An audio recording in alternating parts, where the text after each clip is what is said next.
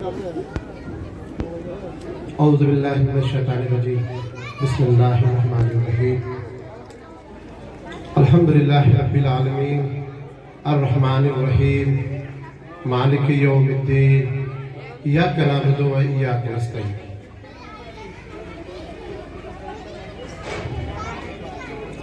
सबसे पहले तो मैं इस प्रोग्राम के ऑर्गेनाइज करने वाले या इस स्कूल की निजामत करने वाले, उनका नाम भी मोहम्मद नाजिम है।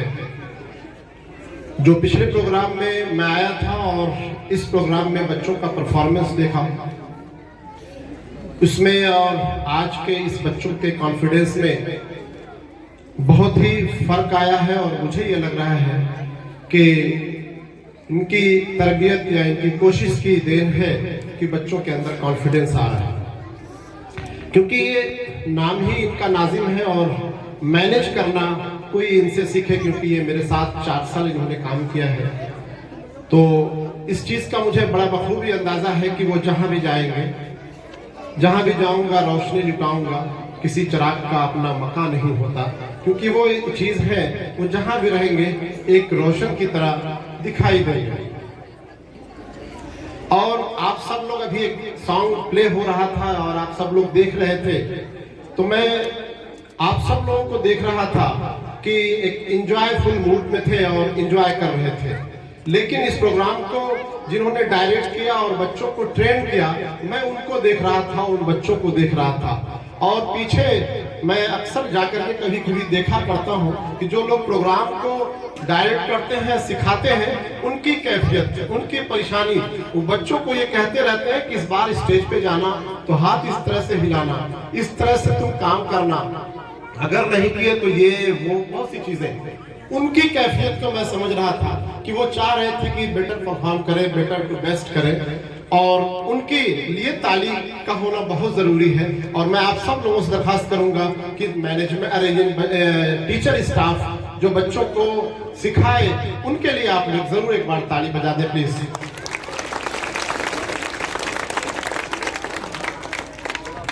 और क्योंकि वक्त बहुत कम है और मैं समझ रहा हूं कि गुफ्तगू सुनना आप लोगों के मन में नहीं है, लेकिन मैं थोड़ी सी कुछ बातें कहना चाहूंगा। और वो ये कि एक सबसे बड़ा एक मामला ये होता है कि इस वक्त, इस दौर में जो चैलेंजेस हैं, उस चैलेंज का मुकाबला करने के लिए क्या किया जाए। और मैं कहूं कि अगर आप सब लोगों से पूछा जाए कि इस वक्त जिस तरह की परेशानियां हम सब लोग फेस कर रहे हैं, उस परेशानी का हल क्या है, तो हर कोई ये कहेगा कि अपने बच्चों को तालीम के रास्ते पर लगाओ, तालीम हासिल करो। अगर वो तालीम हासिल कर लेते हैं तो इन परेशानियों का मुकाबला तभी हम कर सकते हैं। लेकिन एक सबसे बड़ा मामला यह है कि कौन सी तालीम बच्चों को दी जाए। क्या अलिफ से अनार और बे से बल्ला, या A for apple, B for bat, इस तरह की तालीम बच्चों को दी जाए, या कौन सी तालीम दी जाए कि जो ऐसा हो सकता है। अभी एक इस वक्त जो एक फिलिस्तीन, और मैं इसराइल का नाम लेकर के कहूँ कि फिलिस्तीन और इसराइल का जो झगड़ा चल रहा है, वो क्यों चल रहा है, इसके पस मंजर में अगर आप लोग जाएंगे तो समझ पाएंगे कि क्यों ये झगड़ा चल रहा है। लेकिन इसराइल के सामने जो लोग खड़े हैं वो निहत्थे हैं। अगर मैं ये कहूँ कि मैं छत पे खड़ा हूँ एक पत्थर लेकर के, और आप नीचे बंदूक लेके खड़े हो, तो उसको भी कोई काम नहीं, मेरा पत्थर उस पर हावी होगा। तो वो जो लोग फिलिस्तीन इसराइल से लड़ रहे हैं और उनसे जीतना इसराइल से, मुझे तो लग रहा है कि बड़ा मुश्किल है। वो इसलिए मुश्किल है क्योंकि जो इसराइल के पास टेक्नोलॉजी है, जो इसराइल के पास है, उसके पास 2 चीजें हैं, और उन दोनों चीजों के 2 चीजें जिसके पास होगी, जाहिर है उसको कोई हराना बड़ा मुश्किल लगता है। अल्लाह ही अगर चाह जाए तो वो हार जाएगा, क्योंकि उसके पास 2 एक चीजें ये हैं। सबसे पहले तो उसके पास पैसे का पावर है, दूसरी चीज उसके पास टेक्नोलॉजी है। और उस टेक्नोलॉजी और पावर, ये पैसा, ये दोनों से लड़ना ये बड़ा मुश्किल है, क्योंकि टेक्नोलॉजी उनके पास है। आज मैं बात इस पे लाना चाह रहा हूँ कि टेक्नोलॉजी की कमी हम लोगों में है। हम किस तरह की एजुकेशन दे रहे हैं, किस तरह के चाह रहे हैं कि हम इन समस्याओं से इनका मुकाबला कर सकें। जब तक हम टेक्नोलॉजी पे नहीं आएंगे तब तक तक हमारा काम बनने वाला नहीं है। मुझे हजरत अली का एक कौल याद है। हजरत अली ने कहा था कि अपने बच्चों की परवरिश आज के जमाने से मत करना, अपने बच्चों को की परवरिश आने वाले जमाने के हिसाब से करना। आने वाला जमाना क्या होगा उसको जो देखता है अपने बच्चों की उस तरह से परवरिश करता है।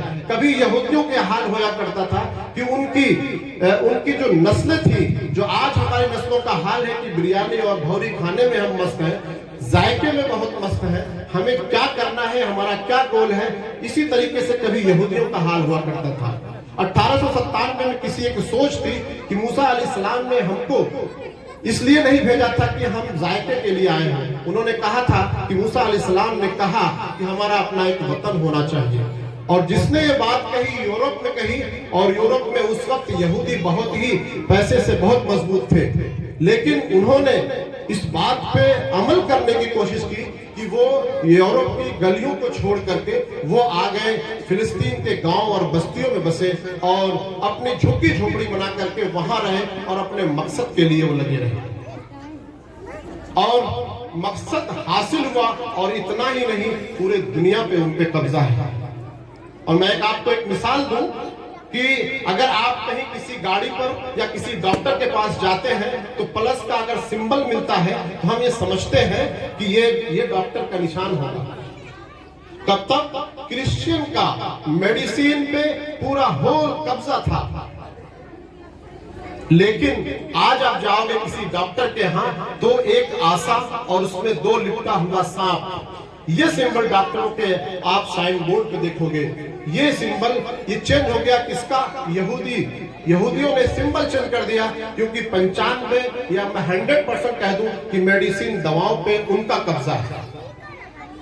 उनका कब्जा हुआ, उन्होंने अपना सिंबल को चेंज कर दिया। आप सब लोग जानते हैं कि मूसा अलैहिस्सलाम के एक मौजज़ा था कि वो अपने आसा को फेंक दिया करते थे तो वो एक सांप बन जाया करता था। तो वो इस तरह से अपने मजहब के प्रति कितने ड्यूटेड है, कितनी वो मेहनत करते हैं और उनका लक्ष्य होता है वो पूरा करते हैं। जब उन्होंने अपने इस प्लस सिंबल को चेंज कर दिया तो मैं ये दुआ करता हूं कि ये सिंबल कुछ और हो, हम जो चाह रहे हैं। और इस चीज की मैं गारंटी दे सकता हूं कि ये जो मजमा है, ये सीट पूरी भरी हुई है, ये सीट पूरी खाली है। और एक कदम हम अपने उस मकसद की तरफ बढ़ रहे हैं, जिस कौम की बहन बेटियां माँ अगर इस तरह से जागरूक होंगी कि अपने बच्चों के एजुकेशन के लिए, तो 100% मैं कहता हूं कि एक दिन आने वाला हमारा बहुत अच्छा होगा। क्योंकि जिम्मेदारी आप लोगों की है। अगर जिम्मेदारी ये इस तरह से आप पूरी करते रहे, निभाते रहे, तो ये बहुत अच्छा दिन आने वाला है। क्योंकि ये जो बच्चे हैं, ये जो लोग हैं, ये तो जायके में मस्त है, जायके के लिए बने हुए मुझे लगता है। और रात में 12, 1 बजे, 2 बजे तक सोना इनका मकसद बन गया है। अगर आप लोग जाग गए, मैं 100% कहता हूँ ये टाइम पे, वक्त पे सोने लगेंगे। अगर ये वक्त पे सोए तो वे कुछ कर पाएंगे, नहीं तो ये मोबाइल में मस्त है। और इतनी खतरनाक चीज मोबाइल आ चुकी है जो इसमें मस्त है। इनसे इनको बताना होगा कि आपका मकसद क्या है। ये मोबाइल आपका मकसद नहीं है। मोबाइल पे कब्जा भी किसी और का है, उन्हीं यहूदियों का, जिन यहूदियों की मैंने बात की है। क्योंकि वो कहते हैं कि मोबाइल दे करके हर एक चीज को हम जानते हैं कि इसमें मैं यहाँ बोल रहा हूँ, अगर वो चाहेंगे कि अल्तमश ने यहाँ संजरपुर में क्या बोला है, आइडियल नेशनल पब्लिक स्कूल में क्या बोला है, वो इस चीज को जान जाएंगे। और वो ये भी कहते हैं कि हम जो चाहते हैं वो चीजें आपको दिखाने की बात कर रहे हैं। मैं आपको एक बड़ी बात बताऊं, एक छोटी सी बात क्या बताऊं, ये बहुत बड़ी बात है कि फिलिस्तीन में 16 साल की उम्र से 23 साल की उम्र के बच्चों को इस तरह से पीटा गया, इस तरह से मारा गया है कि उनकी हड्डियां टूट गई हैं। लेकिन कहीं किसी न्यूज में आपको चीजें देखने को नहीं मिलेगी, न कोई गूगल पे चीजें आपको देखने को मिलेगी। क्यों? क्योंकि कब्जा उनका है, यहूदियों का इस पे कब्जा है। वो कहते हैं कि जो हम चाहेंगे फैशन में चीजें वो आपको दिखाएंगे। आप फ्लिपकार्ट, अमेज़न पे जाइए और वो उन्हीं की पसंद की हुई चीजें उस पे आपको दिखाई जाएंगी।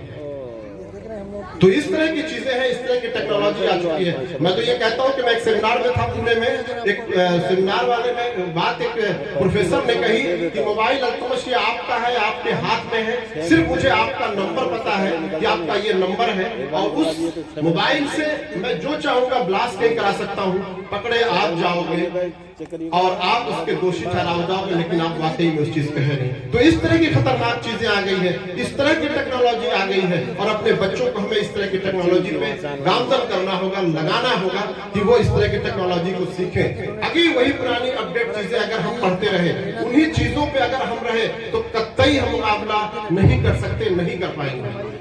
जरूरत इस चीज की है कि हम अपने बच्चों को आने वाले वक्त के लिए तैयार करें, और जब हम आज जागेंगे तब ये जाग पाएंगे। मैं ये समझता हूँ कि बड़ी लंबी गुफ्तगू हो गई, मैं फिर से मैं अपनी बात को ही खत्म करना चाहता हूं, और मैं ये दुआ करता हूं कि आप सब लोग इस तरह से मेहनत करें कि, क्योंकि आने वाला दिन मुझे बड़ा खतरनाक लग रहा है। अगर हम नहीं समझे, नहीं समझे, इस गंगा जमनी तहजीब को खत्म करने वाले लोग आ चुके हैं, और समझना संभलना बहुत जरूरी है, और बच्चों को तैयार आने वाले वक्त के लिए कीजिए, क्योंकि अब नई चीजें, नई सोच, क्रिएटिव इमेजिनेशन होना बहुत जरूरी है। मैं एक सवाल और आपसे कह करके अपनी बात को खत्म करते जा रहा हूं, क्योंकि यूपीएससी टॉपर से एक चीज ये पूछी गई, ये बताइए कि गांधी जी अगर इस दौर में होते तो वो क्या करते।